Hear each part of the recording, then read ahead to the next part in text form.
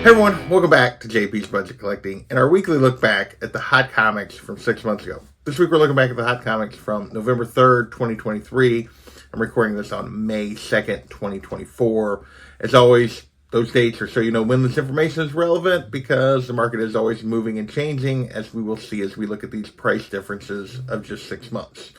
As always, also, we're looking back at the CBSI Hot Top 10 and the Comic Tom Key Collector Hottest Trending Comics of the Week. We've been looking at these two lists for now 5 years plus, and it's really, these are two lists that are put out each week of books that are moving in the market, that are jumping in value, that are jumping in sales, that people are chasing. And we look at what factors made them hit the list, what they've done in the market since they hit the list, how did those factors affect and maintain those books, cause them to drop back, just what's going on so we can all make better choices in the moment about what books we chase in the moment, what books we're patient on. So yeah, let's dig in. We got 19 books to talk about this week. There wasn't much overlap between the lists. So this is going to take us a minute. So let's dig in and see what we can learn.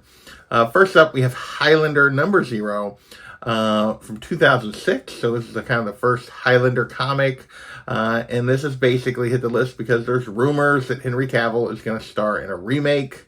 So I don't know if this is official yet or if it's still rumors. But anyway, it caused us to hit the list back then. It jumped up to a $20 to $25 book. Now it's a $5 to $15 book. 9.8 only costs you $115. So that's down in a trap. It's obviously dropped back a little bit. Not a big surprise. We had a little news. People chased it. We haven't heard anything since. Then it's fallen off people's radars again. This is very common for option books. Next, we have the Maxx number 1 from 1993.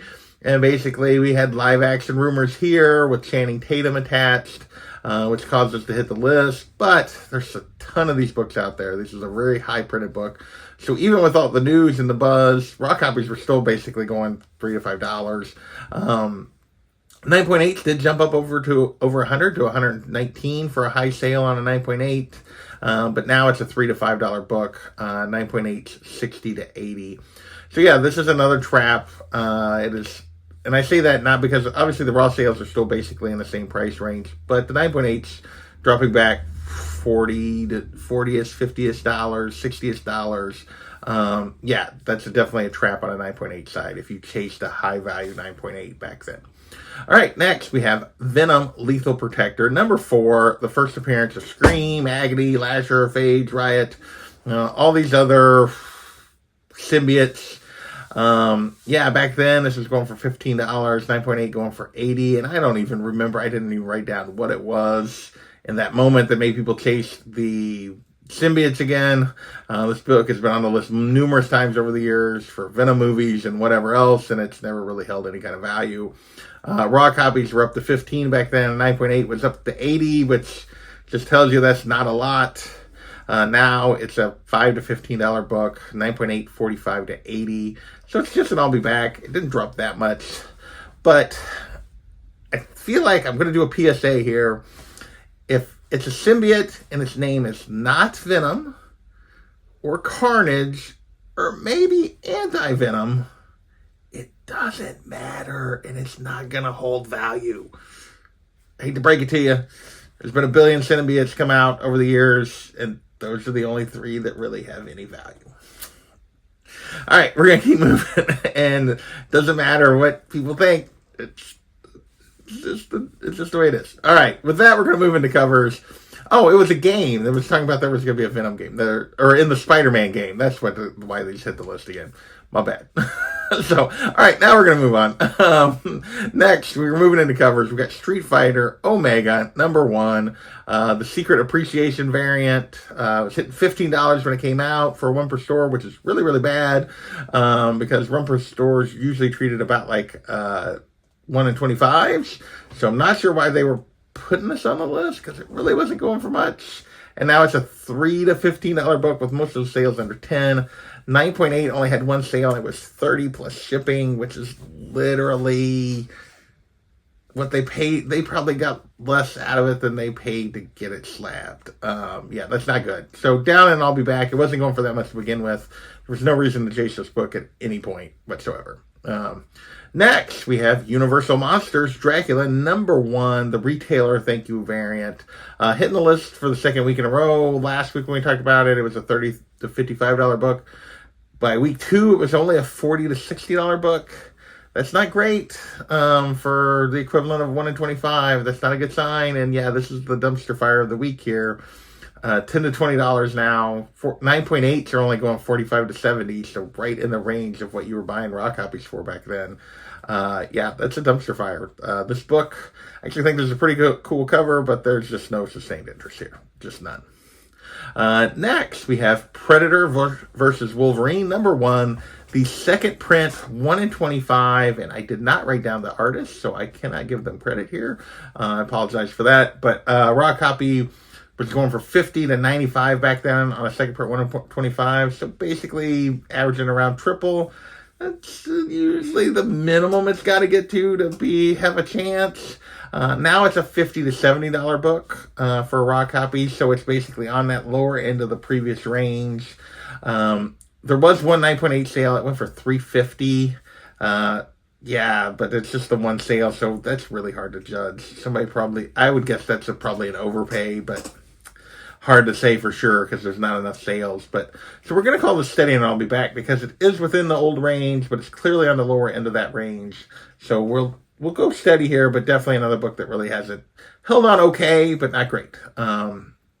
Next, we have Ghost Rider #17, the Bjorn Barons regular variant. So this is just a regular variant. It was not an incentive variant. It wasn't a store exclusive. Wasn't anything like that.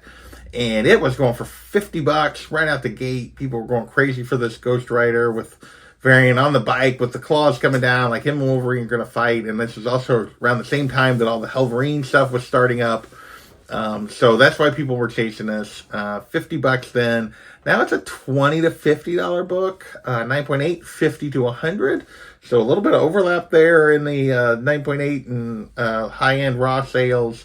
But most of the raw sales are in the $30-ish range. So we're going to call this a down, and I'll be back because there are still some $40, $50 sales. But definitely a book you've been better off being patient for sure.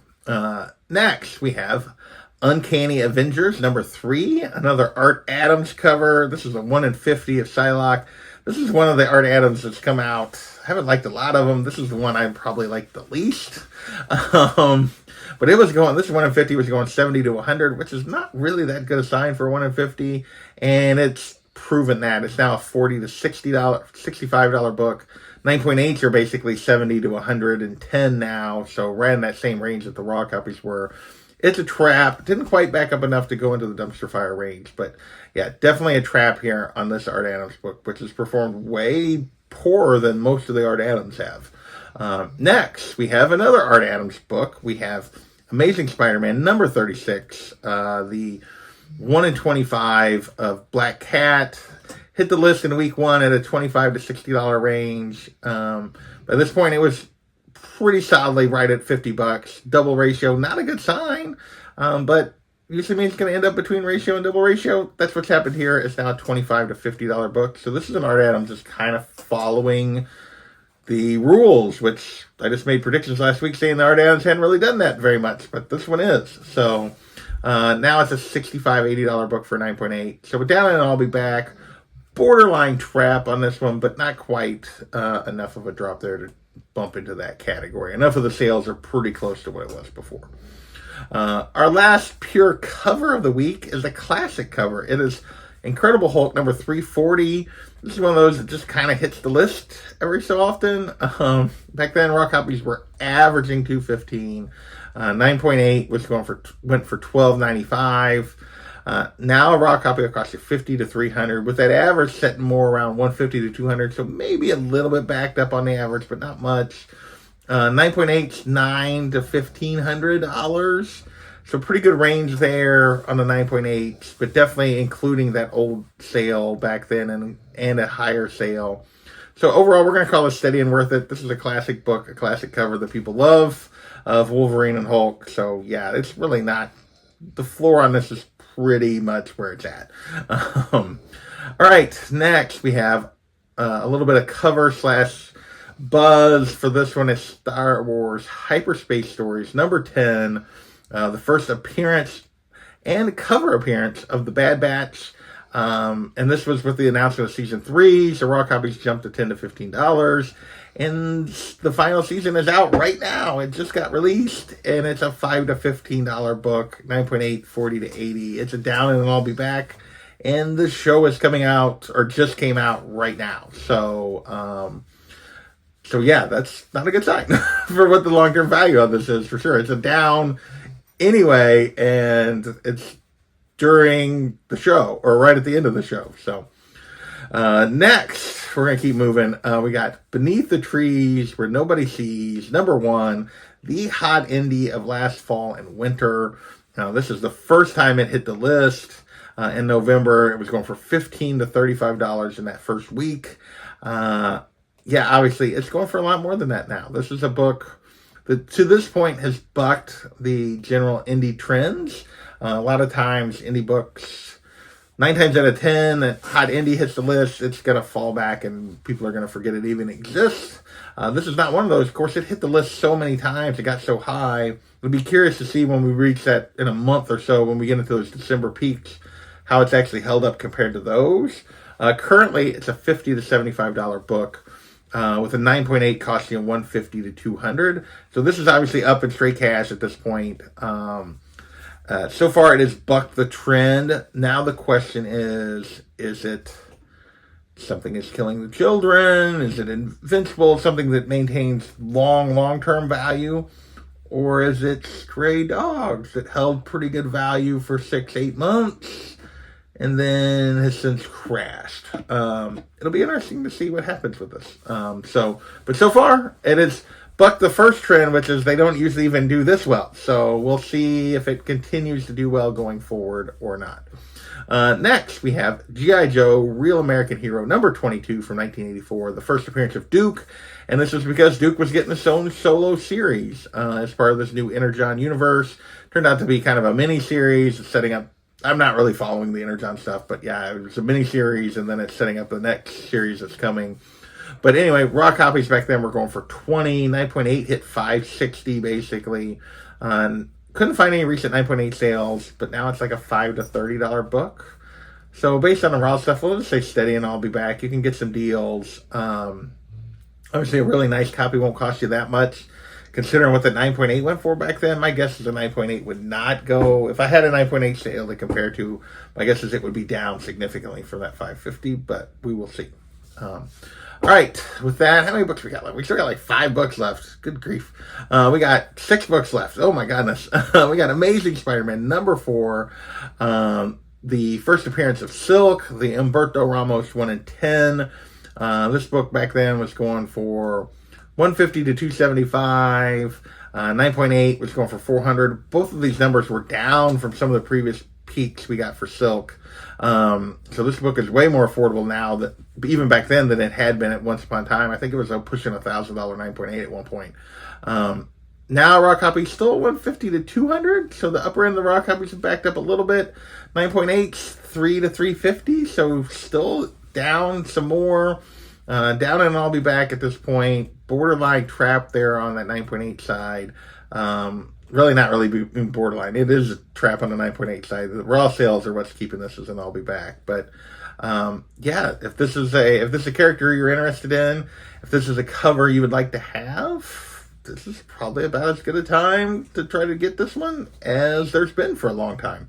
This book has continued to come down from some of the hype when we first found out she was getting the show and all that kind of stuff. I don't even know if that show ever happened, if it ever got released. It was going to be released weird here in America and wider elsewhere.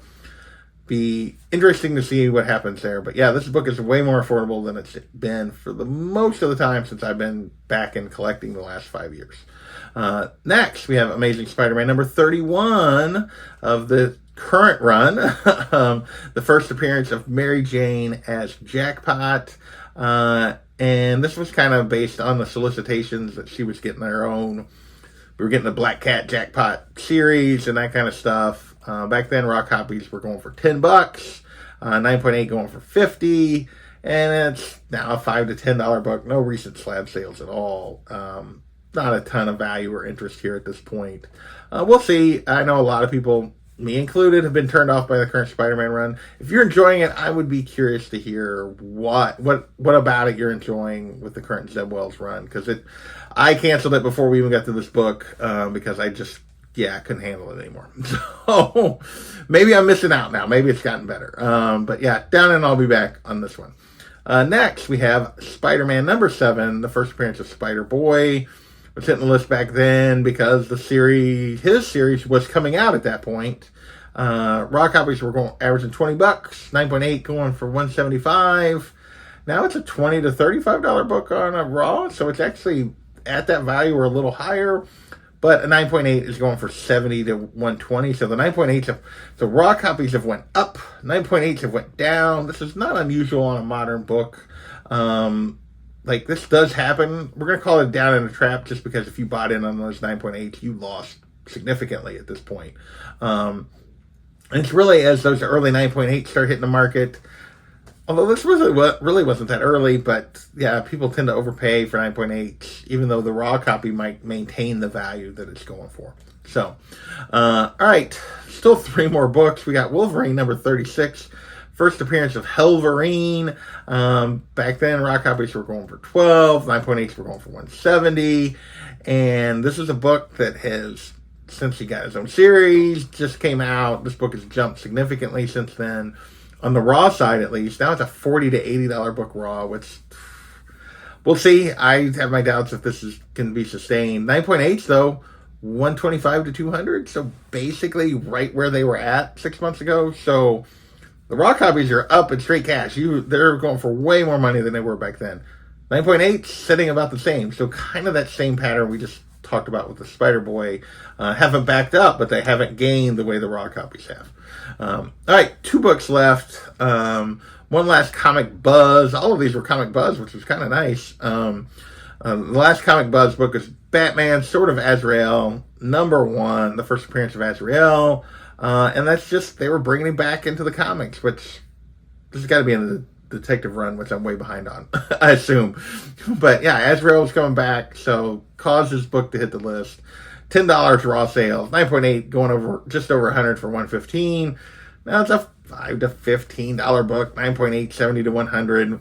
It didn't really jump that much from what it normally sits at, and it hasn't really backed up much, but a little bit. So we'll call it a down, and it'll all be back. And then our last book is our only like MCU or DC movie book or Star Wars movie stuff, and it's Daredevil number 270, the first appearance of Blackheart, Mephisto's son, and there's rumors of Blackheart showing up in some of the shows. I don't remember what show. I think it might have been Ironheart or something. But anyway, with all the Mephisto rumors and everything that's gone on with the Marvel stuff, now it was moving to Blackheart, and Raw copies were going for $30, 9.8, $225. Now it's a $5 to $25 book Raw, so a really nice one might cost you $25, but for the most part, the sales are under $20. 9.8, $130 to $225, so there was still a $225 9.8 sale. There's also several under $200. So overall, I'm going to call this down in a trap, both based on most of the sales were Raw, and even some of the 9.8 sales were clearly traps compared to that value back then. So that is our list. I appear to be getting a frog in my throat or something here right at the end, so I'll try not to cough as I get us out of here. Well, thank you guys for watching, and we will catch you next time. Later.